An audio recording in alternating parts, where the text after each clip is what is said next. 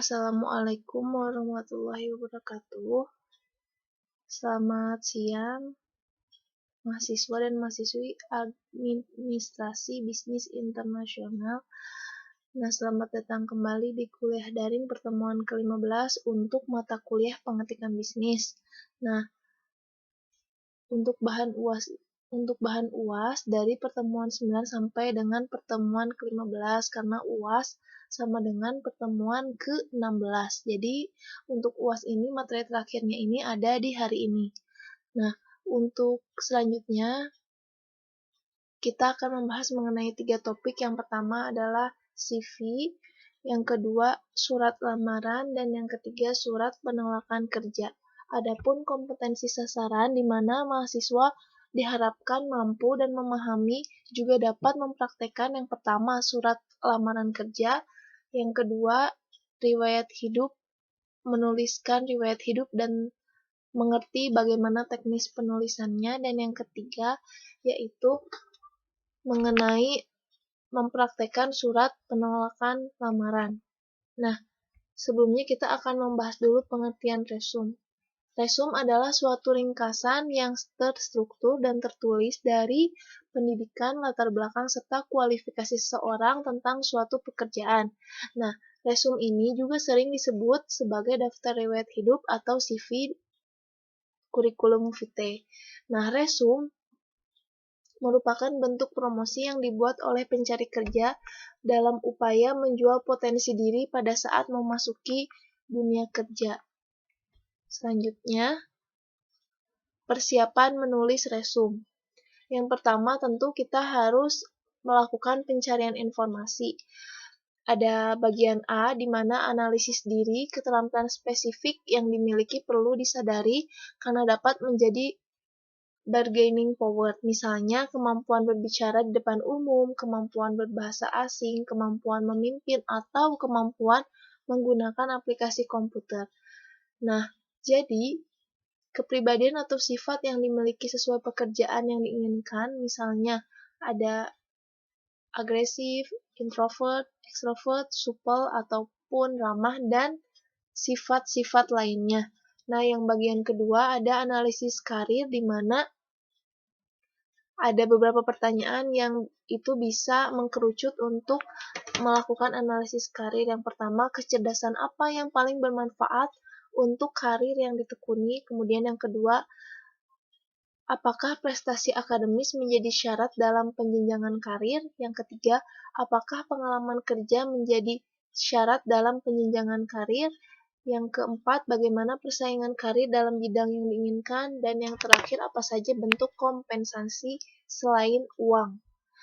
Ya, yang ketiga ada C, analisis pekerjaan. Setiap aktivitas pekerjaan memiliki aktivitas dan lingkungan yang berbeda. Misalnya, aktivitas dan lingkungan pekerjaan penyuluh pertanian tentu akan berbeda dengan sekretaris, guru, ataupun akuntan.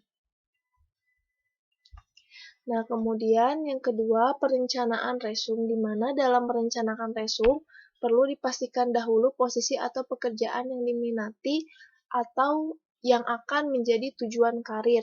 Setelah itu perlu diperhatikan pula syarat-syarat pekerjaan, kemudian karakteristik pribadi yang diperlukan, dan data-data lain yang dapat ditambahkan dalam resume. Langkah ketiga, pembuatan resume. Jadi, di mana resume ini secara umumnya mencakup informasi pribadi seperti nama, tempat tanggal lahir, alamat, tujuan kerja, kualifikasi pribadi, dan referensi. Resume diorganisasikan sedemikian rupa agar mencolok dan menarik perhatian pemberi kerja. Nah, resume juga dapat dibuat dalam satu halaman, tetapi untuk melamar posisi yang lebih tinggi, resume biasanya dibuat lebih panjang. Ada pengorganisasian penulisan resume, di mana bentuk resumenya itu yang pertama ada resume kronologis. Resume ini jenis resume yang paling tradisional dan disukai oleh pemberi kerja. Bagian pengalaman kerja biasanya mendominasi resume dan ditempatkan di bagian mencolok, misalnya di bawah nama, tempat tanggal lahir, dan alamat tujuan. Pengalaman kerja dan sejarah pendidikan diurutkan mulai dari posisi paling akhir sampai paling awal. Tiga keunggulan resume ini, pemberi kerja sudah terbiasa dengan bentuk resume tersebut sehingga mudah menemukan aspek yang dicari. Yang kedua, menekankan pada pertumbuhan dan kemajuan karir. Yang ketiga, menekankan pada kontinuitas dan stabilitas dalam bekerja. Bentuk resume ini sangat cocok bagi pelamar dengan kondisi sejarah pekerjaan pelamar cukup kuat dan pekerjaan yang dilamar sesuai dengan jalur karir yang dimiliki. Selanjutnya, bentuk resume yang kedua ada resume fungsional, di mana resume fungsional ini memfokuskan perhatian pada kompetensi individual, yaitu seputar keterampilan dan keberhasilan. Pengalaman akademis ditempatkan di bagian yang kurang penting. Adapun keunggulan bentuk resume ini, yang pertama, pembaca bisa langsung mengetahui kontribusi yang bisa diberikan oleh pelamar. Kemudian yang kedua, pelamar menekankan pengalaman kerja lebih awal. Yang ketiga, kurang menekankan kemajuan karir atau masa menganggur yang lama. Nah, jadi untuk pendekatan ini sering juga digunakan oleh pelamar yang baru lulus dan menguraikan terlebih dahulu keterampilan yang relevan. Jadi kalau misalnya fresh graduate biasanya menggunakan bentuk resume fungsional ini karena memang masih minim sekali mengenai pengalaman kerja.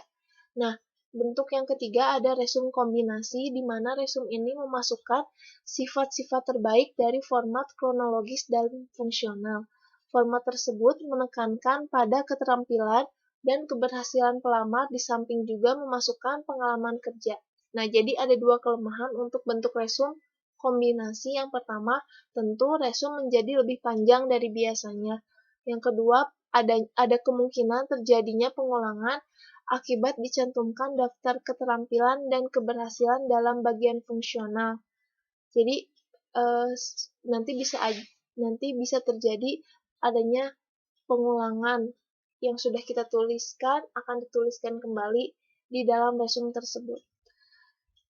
Nah, bagaimana sih cara menulis resume ataupun CV yang sempurna? Yang pertama, jadi ada beberapa keluhan atau kesalahan umum yang sering dikeluhkan oleh petugas rekrutmen ketika membaca resume. Contohnya, ada terlalu panjang, terlalu pendek, kemudian sulit dibaca, terus selanjutnya terlalu banyak kata, atau bahkan terlalu rapi dan seperti amatir. Nah, ada 4 hal biasanya syarat resume tersebut dikatakan baik. Yang pertama yaitu dari segi kerapian, kesederhanaan, keakuratan, dan kejujuran. Nah, nanti ada contoh bagaimana contoh CV atau resume, tapi sebelumnya kita akan membahas dulu mengenai bagaimana penulisan lamaran kerja.